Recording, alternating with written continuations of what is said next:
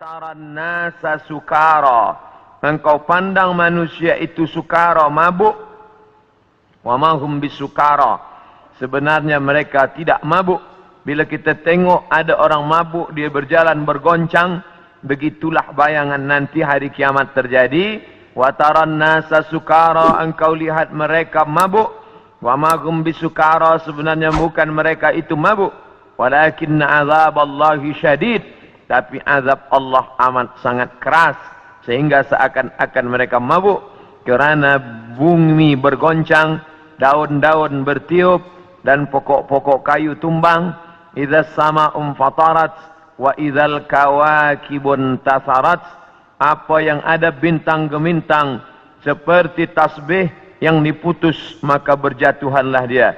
Wa idzal biharu fujirat, 13 tahun yang lampau tsunami menyerang Aceh, meninggal lebih 200.000 orang. Itu baru satu pantai yang naik ke atas. Bagaimana bila idzal biharu fujirat, semua lautan ini naik ke darat? Kita tahu bahawa alam ini lebih banyak laut daripada darat. Nah, laut ini naik ke atas darat. Wa idzal biharu fujirat wa idzal quburu bu'athirat, ketika yang dikubur dibangkitkan. Alimat nafsun, maka saat itu sadarlah diri, ma qaddamat wa akharat, apa yang sudah dia lakukan. Itulah gambaran dalam Al-Quran, dalam banyak surah. Idza syamsu kuwirat, ketika matahari digulung. Idza sama'um fatarat, kita langit terbelah. Dari mulai surat An-Naba sampai An-Nas, itu kebanyakan bercerita tentang hari kiamat. Maka saya sendiri pernah mengajarkan tafsir surah-surah pendek, kerana dengan mengkaji tafsir surah pendek ini, juzuk 30, membangkitkan rasa takut kepada Allah, memahami bahawa alam ini akan berakhir dan dunia akan kiamat. Nah, yang jadi masalah bila dia terjadi. Maka datanglah seorang sahabat bertanya kepada Nabi Muhammad sallallahu alaihi wasallam, "Ya Rasulullah, mata sa'ah, bila kiamat itu terjadi?" Nabi tak jawab. Itu menunjukkan bahawa Allah tidak berikan wahyu kepada Nabi untuk menetapkan hari, bulan, tahun. Nabi tidak menjawab, tapi Nabi balik bertanya, ma'adat talaha, siapa tadi yang bertanya? Manakala Nabi menyampaikan tazkirah, orang ini bertanya, mata sa'ah. Nabi diam saja. Nabi terus berikan tazkirah. Selepas itu baru Nabi tanya, aina sa'il, siapa yang bertanya tadi? Saya, ya Rasulullah. Lalu kata Rasulullah, ma'adat talaha, apa yang sudah kau siapkan untuk hari kiamat itu?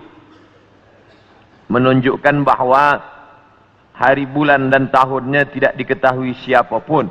Bila hari ini beredar berita bahawa ada tulisan, ada orang yang mengetahui hari kiamat, maka bercanggah dengan Quran dan sunnah Rasulullah sallallahu alaihi wasallam.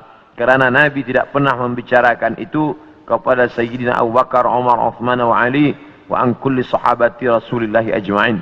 Sedangkan Al-Quran jelas-jelas, a'udzubillahi minasyaitonir rajim, yas'alunaka 'anis sa'ati ayyana mursaha, mereka bertanya kepada engkau tentang hari kiamat, bila terjadinya. La ya'lamuha illahu, tidak ada yang tahu kecuali hanya Allah subhanahu wa ta'ala. Tapi masalah tanda-tandanya, maka Nabi banyak bercerita. Tanda-tanda ini dibagi dua. Ada tanda yang bersifat fisik, nampak. Di antaranya ucapan Nabi, tatawul al-bunyan, berlomba-lomba membuat bangunan tower yang tinggi. Itu sudah tampak hari ini. Bahkan Imam San'ani menyebutkan, bila ada binaan, bangunan yang lebih tinggi daripada Jabal Abi Qubais, salah satu tanda hari kiamat. Hari ini kita melihat Jabal Abi Qubais dulu bukit yang paling tinggi di samping Ka'bah. Hari ini Jabal Abi Qubais lah yang paling rendah. Jabal Abi Qubais di belakang Bukit Safa. Bila kita naik ke atas Bukit Safa, ingin memulai sa'i menghadap ke arah kiblat, tepat di belakang kita Jabal Abi Qubais. yang dipotong, dikerat, kemudian di atasnya dibina istana Raja Fahad. Dulu kerana Makkah itu seperti kuali, lalu kemudian di tengah itu Ka'bah, maka bukit-bukit di sekeliling yang paling tinggi adalah Jabal Abi Qubais. Hari ini Jabal Abi Qubais paling rendah, ditambah gedung-gedung tinggi dan Zamzam Tower paling tinggi. Maka ini salah satu tanda fizik yang nampak oleh mata. Lalu kemudian tentang bagaimana seorang ibu antalidal amatu rabbataha, seorang budak hamba sahaya melahirkan tuannya. Ini pun juga physically nampak dia oleh mata. Ada dua makna bahawa seorang hamba sahaya melahirkan tuannya. Yang pertama maknanya ketika umat Islam berkuasa, lalu kemudian dia menguasai suatu kawasan, maka perempuan-perempuan itu menjadi budak, dan budak-budak ini melahirkan anak-anak yang merdeka. Maka maknanya Islam punya kekuasaan yang luas. Akhirnya ibunya budak hamba sahaya, anaknya orang merdeka. Makna pertama. Sedangkan makna yang kedua adalah antalidal amatu rabbataha, maknanya seorang ibu melahirkan anak dan anaknya menderhaka, sehingga seolah-olah ibu menjadi budak dan anak menjadi tuan. Ini pun fizik, nampak dengan nyata. Saya termasuk suka mengkaji tanda-tanda yang tampak, tapi sebenarnya yang lebih condong daripada hadis-hadis itu adalah bukan benda, tapi condong kepada maknawi, makna yang terkandung di balik suatu ucapan Nabi sallallahu alaihi wasallam. Maka pada kesempatan ini kita akan bahaskan satu daripada banyak hadis diriwayatkan oleh Abdurrahman ibnu Sakhar Ad-Dawsi, atau biasa dikenali dengan nama Abu Hurairah radhiyallahu an. Hadis ini ada dalam kitab Sahih Al-Bukhari. Apa kata Nabi? La taqumus sa'ah. Hari kiamat tidak akan terjadi hatta hingga yuqbadal ilmu. Yang pertama, dalam hadis ini ada 6 tanda. Ini yang akan kita bahaskan. Yang pertama, yuqbadal ilmu. Ilmu dicabut. Innallaha la yaqbidul ilma intiza'an. Allah tidak mencabut ilmu seperti mencabut pokok kayu dengan akarnya sekali. Lalu bagaimana ilmu itu tercabut? Bi mautil ulama, dengan meninggalnya ulama. Ketika Imam Syafi'i meninggal, maka berapa cabang ilmu hilang. Imam Syafi'i alim dalam bahasa Arab, Imam Syafi'i alim dalam tafsir, Imam Syafi'i alim dalam fiqh, Imam Syafi'i alim dalam hadis, bahkan bergelar Nasirus Sunnah. Imam Syafi'i yang pertama kali menyusun usul fiqh. Lalu kemudian ketika meninggal, masih ada digantikan oleh murid-muridnya, Al-Muzani, Al-Buwaiti, Rabi' Al-Muradi. Tapi kemudian makin ke bawah, maka hilanglah ilmu.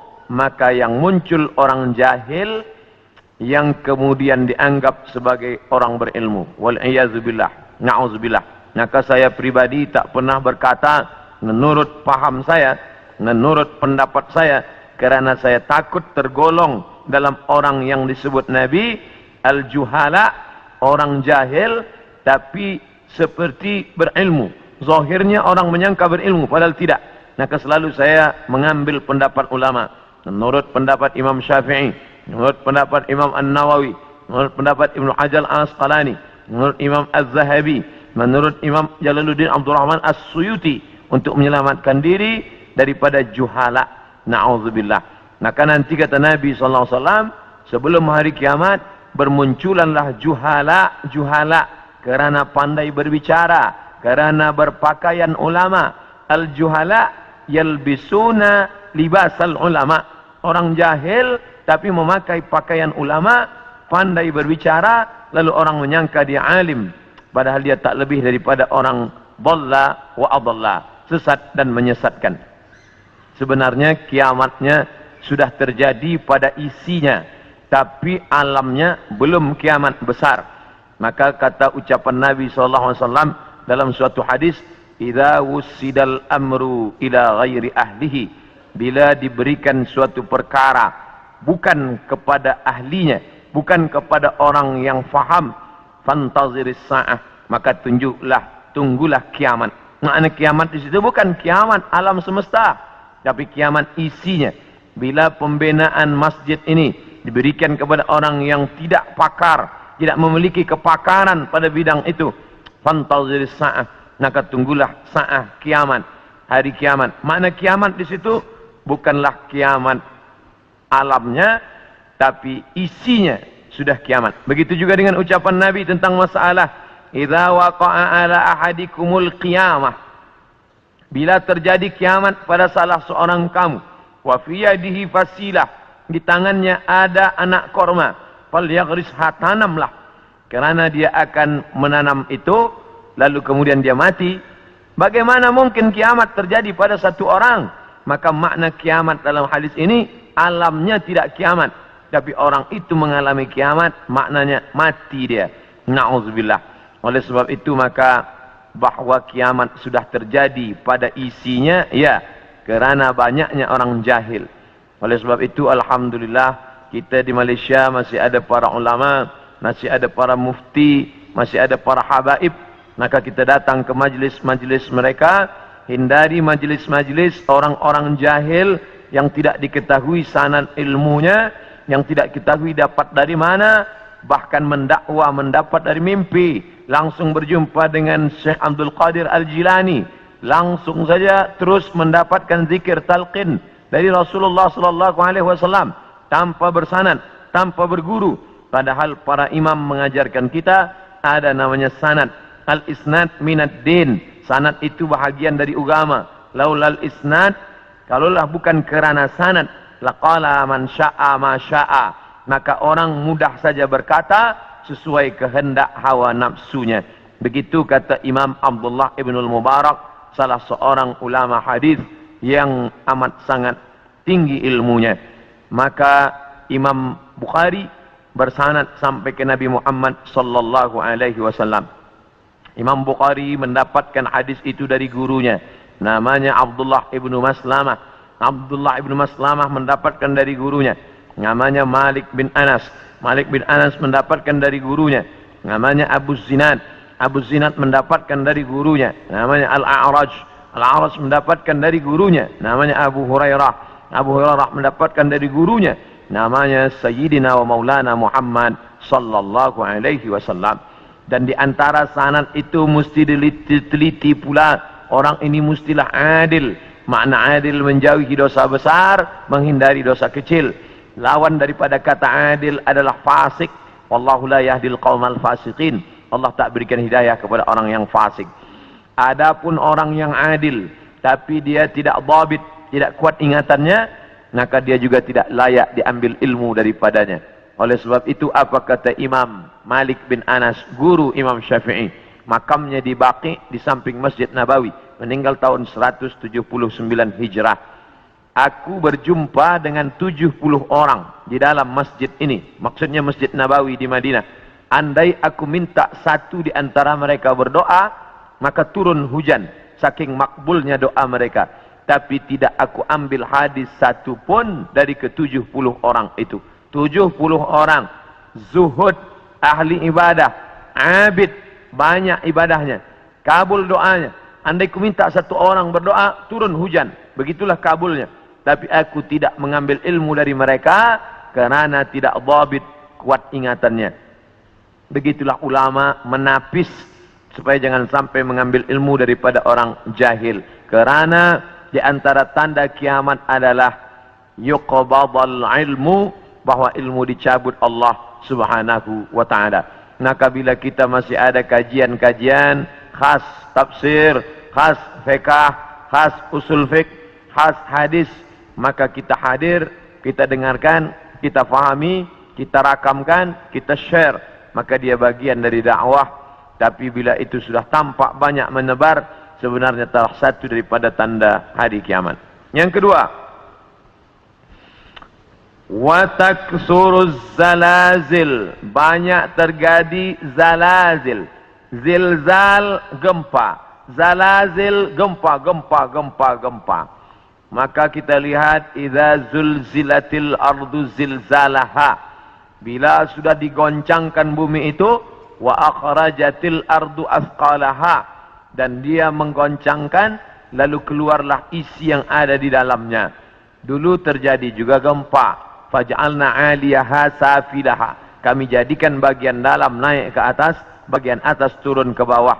Amtarna 'alaihim, kami hujani mereka bihijaratin, dengan batu, min sijilin mandud, dari tanah liat yang terbakar. Sudah lama terjadi, tapi hari ini terjadi lebih banyak lagi di banyak-banyak tempat. Bahkan gempa tak lagi terhitung. Hari ini terjadi di sini, hari ini terjadi di sini. Ini menunjukkan bahwa salah satu dari tanda-tanda itu sudah muncul mengingatkan kita. Apakah dengan terjadinya ini lalu kita stres, setelah ini lalu kita tidak beraktiviti, lalu setelah ini kita tidak lagi beramal? Bukan begitu makna memahami tajuk kajian kita ini. Dengan memahami tanda hari kiamat, bukan menyuruh kita berhenti bekerja, bukan menjadikan kita menjadi tidak bersemangat untuk mencari nafkah, malah judul tajuk kita siang ini membuat kita semakin bersemangat untuk beramal soleh, karena kita akan tetap mati menghadap Allah, maka yang dibawa serta adalah amal-amal. Makanya dalam sebuah ungkapan, bukan hadis Nabi, i'mal lidunyaka, beramallah untuk duniamu, ka'annaka ta'ishu abada, seakan-akan kau hidup untuk selamanya. Wa amal li akhiratika, beramallah untuk akhiratmu, ka'annaka tamutu wada, seakan-akan kau mati besok. Maka siang ini kita salat zuhur pukul 1:30, maka seakan-akan inilah zuhur yang terakhir. Saya akan sampaikan tazkirah ini dalam 60 menit. Selepas itu kita akan buka soalan, kita akan jawab masalah-masalah yang ditanyakan terkait dengan tajuk kita, sebahagian besarnya. Maka selepas mengkaji tajuk tanda-tanda hari kiamat, bukan membuat kita lalu berhenti beramal, tapi membuat kita makin bersemangat beramal, karena ternyata alam akan berakhir, rumah yang besar akan hancur, kereta tak dibawa serta, yang dibawa hanyalah illal ladina amanu, iman, wa amilus salihat, dan amal-amal saleh. Lain daripada itu tinggal.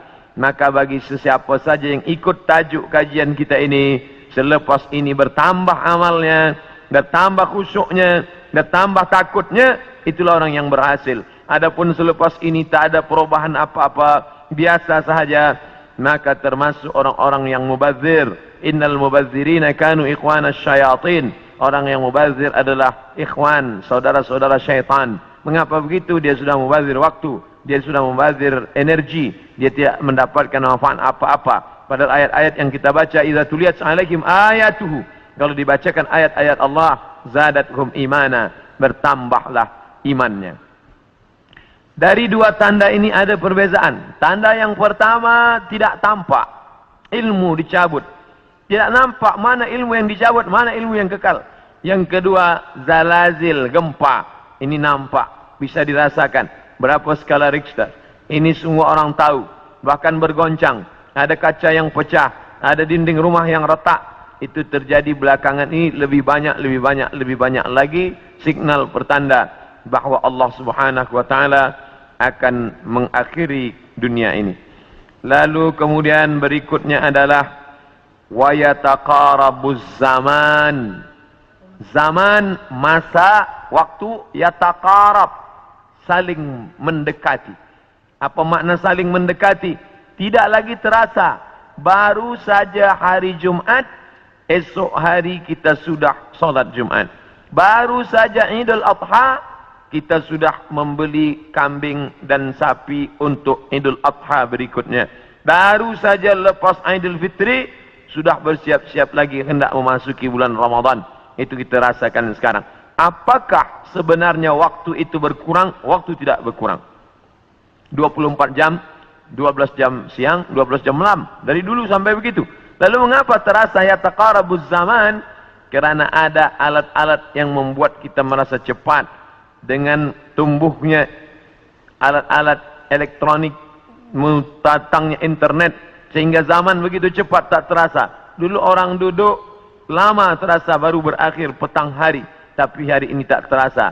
Petang, siang, malam berputar begitu cepat. Wa yataqarabuz zaman. Maka ini kita rasakan, makin hari makin kuat. Apa yang ada pada kita masa kecil dulu, sekarang sudah tidak ada lagi. Permainan-permainan anak kecil seperti layang-layang, seperti gasing dan lain sebagainya. Orang sudah bermain digital semua dan hilanglah permainan yang mengambil masa waktu ini. Lalu kemudian waktu semakin pendek dan puncanya adalah orang sudah tidak lagi peduli kepada jiran tetangga, tak lagi memperdulikan masa, sehingga hilanglah apa yang diberikan Allah. Padahal Allah SWT berikan masa ini dan kita semua akan ditanya tentang masa yang sudah kita pakai. La tazulu qadama 'abdin, kaki anak Adam tidak akan bergeser, pindah di satu tempat lain, hatta yus'al, sampai hingga ia ditanya. Pertanyaan banyak. La tus'alunna yawma idzin 'anil na'im. Kamu akan ditanya tentang banyak pertanyaan, tapi satu di antara pertanyaan itu adalah an umrihi fima afnah, umur kemana saja kamu pakai. Maka pertanyaan yang paling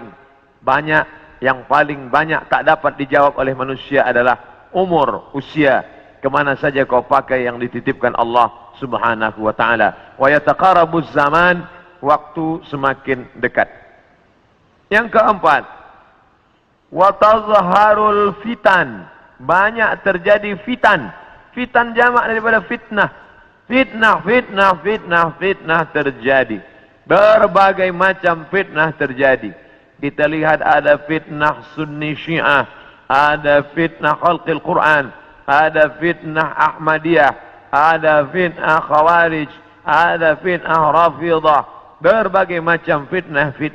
Fitnah di grup WhatsApp, fitnah di Facebook, fitnah di Twitter, fitnah. Ini fitnah makin banyak. Dulu orang datang menceritakan aib orang lain, hanya berdua saja dia dengan jirannya. Hari ini orang berkelompok-kelompok membuat grup-grup fitnah. Hingga semakin besar, semakin habis waktu disebabkan itu semua. Dulu orang bila ingin memfitnah, maka dia datang ke suatu tempat. Tapi hari ini dia tidak keluar dari rumahnya, tapi dia sudah mampu menyebarkan fitnah-fitnah. Makna fitnah ada dua. Yang pertama, tohmah, tuduhan tanpa bukti. Yang kedua, makna fitnah adalah membunuh. Makna fitnah adalah menyiksa. Banyak penyiksaan. Berapa kali kita tidak sanggup menyaksikan video bagaimana penyiksaan muslimin di Rohingya. Bagaimana anak-anak gadis Rohingya dijual, lalu kemudian di India dijadikan sebagai orang-orang tidak baik. Bagaimana penyiksaan yang dilakukan oleh Burma kepada muslimin Arakan Rohingya. Bagaimana kemudian yang terjadi di Palestina hari ini sampai hari ini tetap berlanjutan terus. Na'udzubillah. Maka betul kata Nabi SAW, kalau sudah dekat masa hari kiamat, maka yang terjadi adalah yaksurul fitan. Maka banyaklah fitnah terjadi. Makanya selalu sebelum salam kita katakan, Allahumma inni a'udzubika min azabi jahannam, jauhkan kami daripada azab jahannam, wa min azabil qabri, daripada azab kubur, wa min fitnatil mahya wal mamat, jauhkan kami dari fitnah hidup dan mati. Fitnah mati, azab. Dua fitnah mati, azab kubur dan kemudian azab di akhirat. Tapi ada fitnah yang luar biasa, fitnatul mahya, fitnah ketika dalam hidup pun dia sudah merasakan fitnah yang luar biasa. A'udzubillah. Yang selanjutnya, yang kelima, yaitu yaksurul haraj. Haraj, kata Nabi, wa huwal qatslu, pembunuhan yang banyak. Bagaimana mereka boleh menghabisi kaum muslimin bertetangga dekat.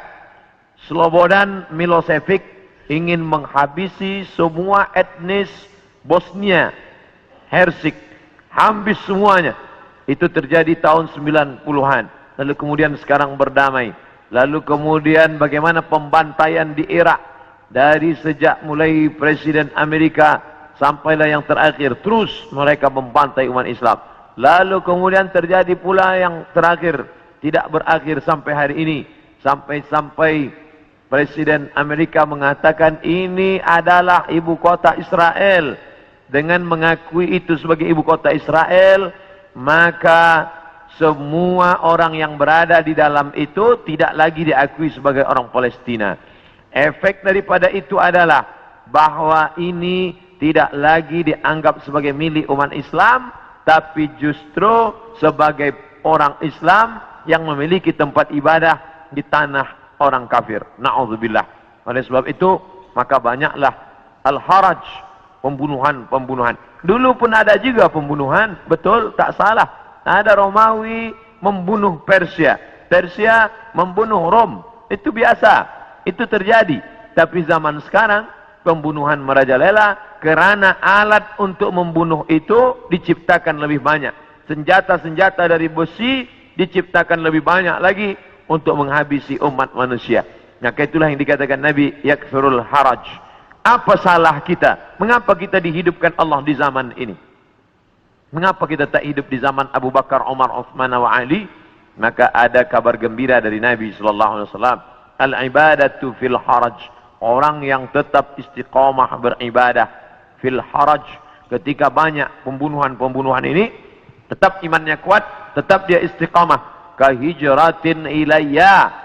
Seperti orang yang berhijrah kepada Nabi Muhammad sallallahu alaihi wasallam.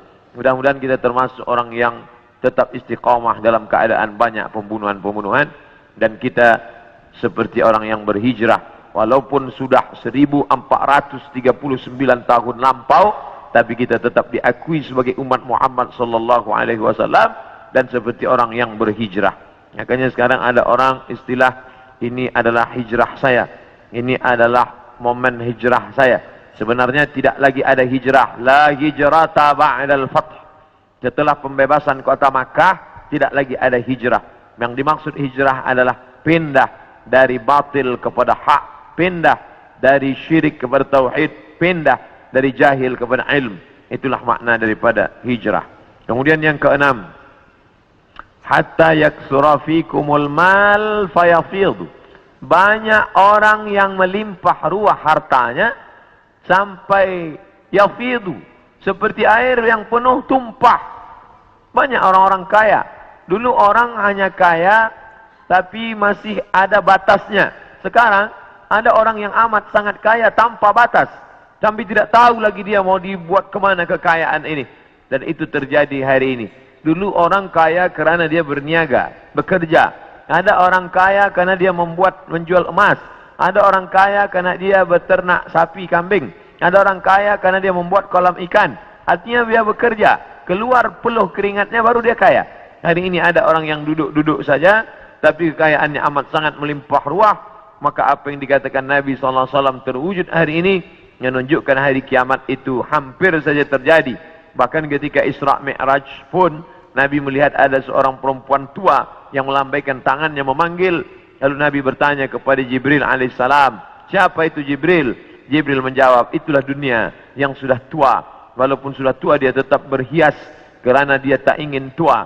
Dunia dengan usianya yang tua, hampir kiamat, dia tetap berhias dengan perhiasan-perhiasan harta benda, dengan benaan-benaan yang besar. Tapi sebenarnya dia semakin tua dan sampai masanya terjadilah apa yang dikatakan Allah Subhanahu wa taala, hancur semuanya, berkeping tak bermakna sama sekali.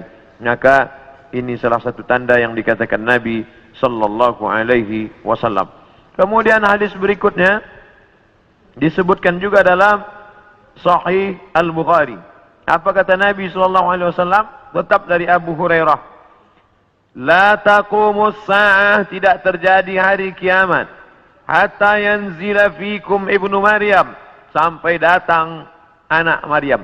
Yang dimaksud dengan anak Maryam adalah Nabi Isa alaihissalam, hakaman muqsitan, sebagai seorang hakim yang adil.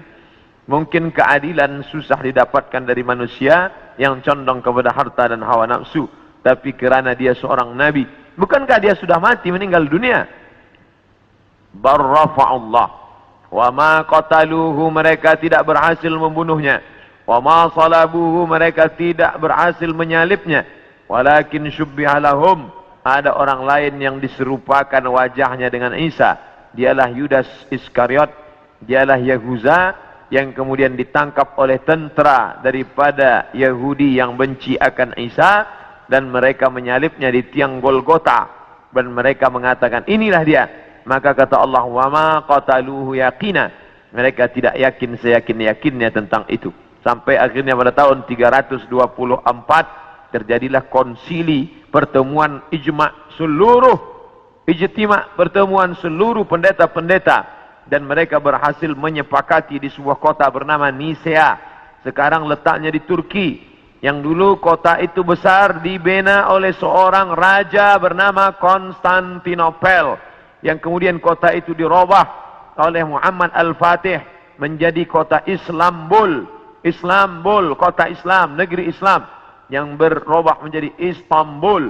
Maka di sana ada satu tempat bernama Nisea.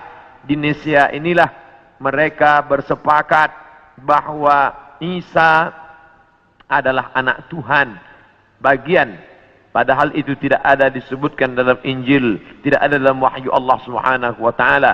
Yu'arrifunal kalima amma wadhihi, mereka merubah-rubah kalimat yang ada dalam kitab suci sesuai dengan kemauan kehendak hawa nafsu mereka. Maka mereka tidak berhasil membunuhnya. Barrafa'allah, Allah mengangkatnya, dan dia belum meninggal dunia sampai masanya menjelang hari kiamat. Nabi Muhammad SAW bercerita bahwa Nabi Isa ini akan turun menjadi pemimpin yang adil. Apakah dia membawa syariat baru lalu menasakh syariat Muhammad SAW? Tidak. Dia menghidupkan lagi sunnah-sunnah Rasulullah SAW. Dia menjadi imam di masjid. Dia mengajak orang solat berjamaah. Dia tetap menegakkan syariat Muhammad. Dia tidak menasakh apapun, kerana dia datang sesudah Nabi Muhammad. Maka dia sendiri pun ikut syariat Nabi Muhammad SAW. Dia tidak hanya sebagai seorang ulama, dia tidak hanya sebagai orang yang faham agama, tapi dia menjadi hakaman muqsitan, sebagai pemimpin yang adil. Dia yang akan memimpin dunia. Bila ini terjadi, maka hari kiamat akan segera tiba. Ini termasuk tanda yang fisik, yang nampak, yang orangnya langsung. Tempat turunnya disebutkan di sebuah masjid bermenara warna putih di Damaskus, Syam. Maka di antara doa Nabi SAW, Allahumma barik lana fi Syamina, Allahumma barik lana fi Syamina. Ya Allah, berikanlah berkah di negeri Syam. Negeri Syam disebut negeri yang penuh dengan barakah. Subhanalladzi asra bi'amrihi lailan minal masjidil haram ilal masjidil aqsa alladzi barakna haulahu. Kami berkahi tempat itu linuriyahu min ayatina, karena kami ingin menunjukkan ayat-ayat kami kepada orang yang tidak percaya kepada ayat-ayat.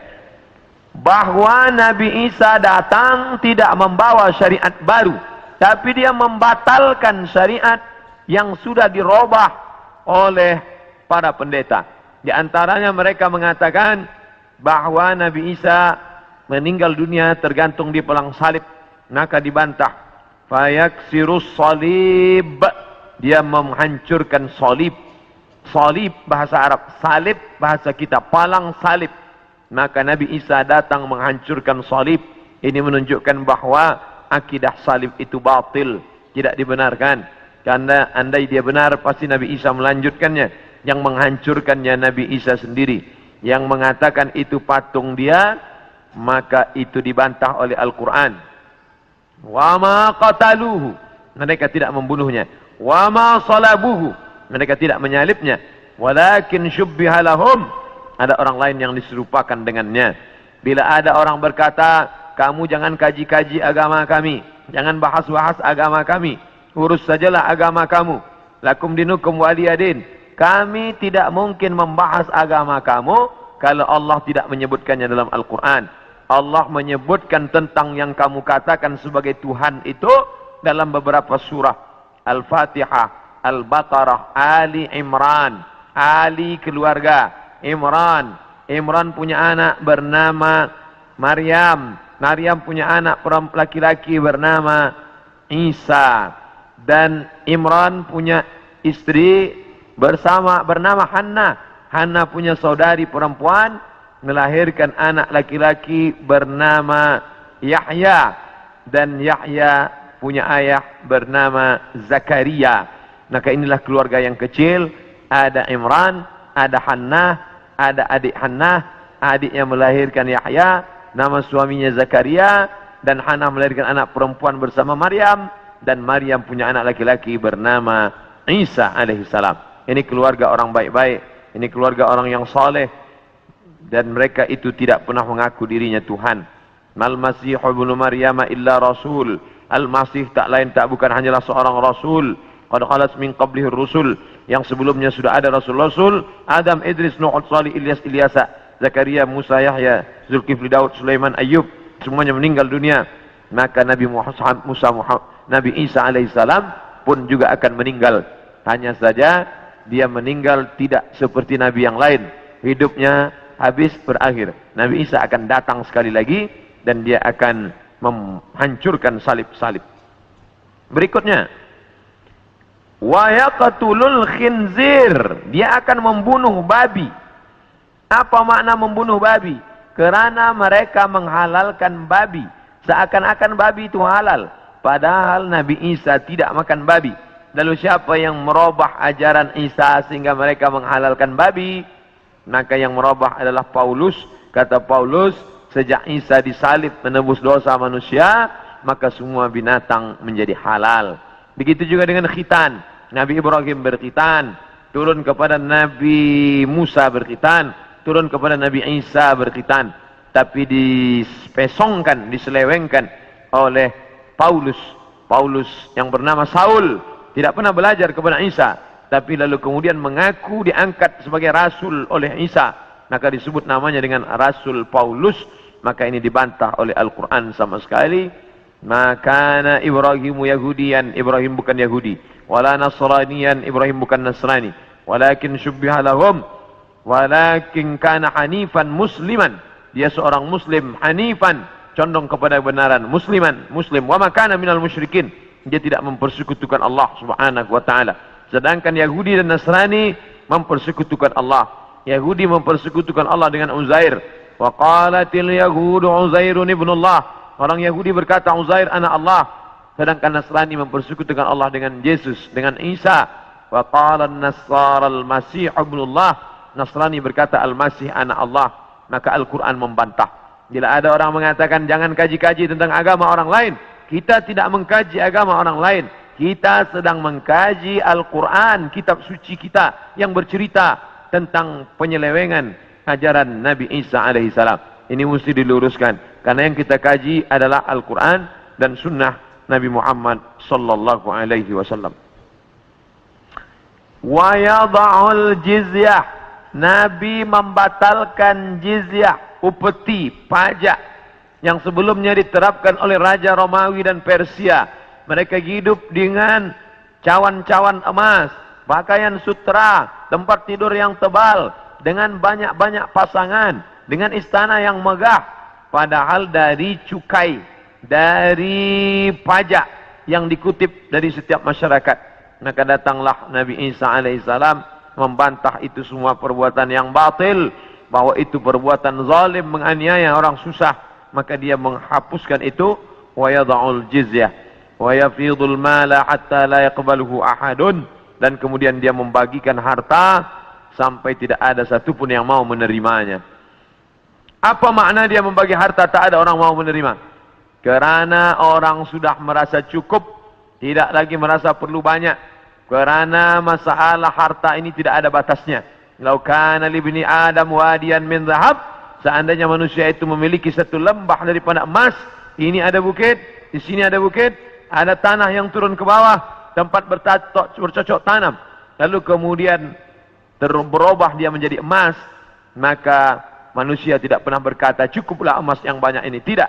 Tapi dia akan berkata mana lagi, mana lagi. Dia terus meminta. Walan tamla fahu illa turab, sampai mulutnya diisi tanah, masuk ke liang lahat. Barulah dia merasa cukup, barulah dia katakan enough, barulah dia katakan cukup, tidak lagi lebih daripada ini. Maka oleh sebab itu ketika Nabi Isa alaihissalam membagikan harta, ini harta, dia katakan tidak, kami tidak mau menerimanya. Karena kami tidak ingin mati membawa harta, tapi kami ingin mati membawa amal yang saleh.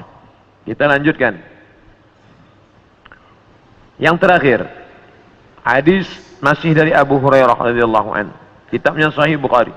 La taqumus sa'ah, tidak akan terjadi hari kiamat hatta tuqatilul yahud, sampai kalian memerangi orang Yahudi.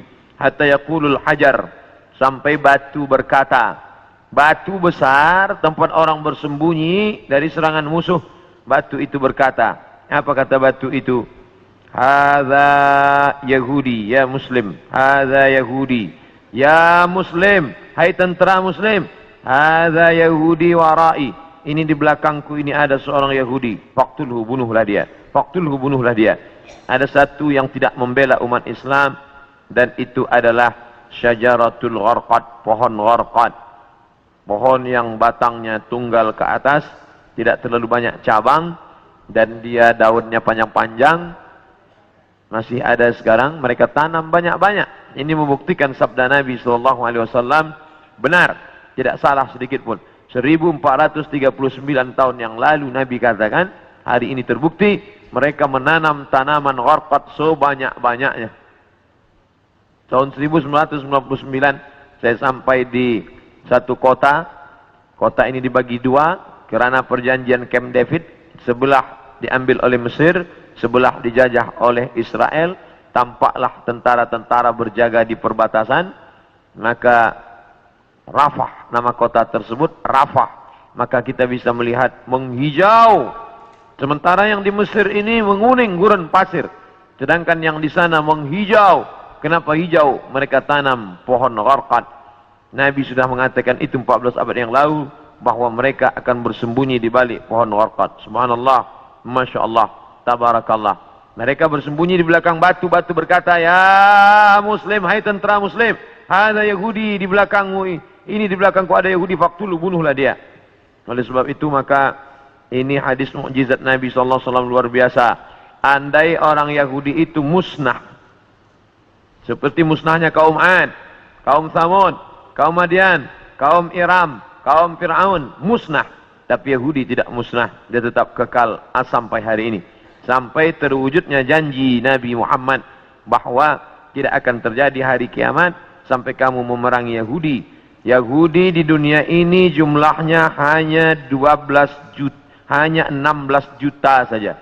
6 juta di Palestina, menjajah Palestina, yang 5 juta di Amerika, sisanya yang 10 bertebaran di atas muka dunia. Ada Yahudi Rusia, ada Yahudi Arab Maghribi, Maroko, ada beberapa Yahudi di Maghribi, karena ketika itu raja daripada Spain mengusir seluruh pendatang dan larilah mereka ke negeri Islam. Ini menunjukkan Yahudi antara tiga. Dia tidak dapat diterima oleh Nasrani, tapi dia bisa diterima oleh Islam. Islam menerima mereka, marhaba ahlan wa sahlan, sampai mereka punya negeri, bercucu, bersahabat, berkawan dengan kaum muslimin yang ada di Maghribi, kerana mereka diusir dari Andalusia. Padahal mereka dekat dengan Andalusia, dekat dengan Kristian, dekat dengan Nasrani, tapi mereka justru lebih nyaman, lebih dekat berkawan dengan orang Islam, karena Muslim itu wa ma arsalnaka illa rahmatan lil alamin. Apapun yang terjadi, kita tetap siap siaga. Mau kiamat terjadi hari ini, besok, pagi, petang, kita tetap beriman dan beramal soleh. Maka saya tidak menjelaskan secara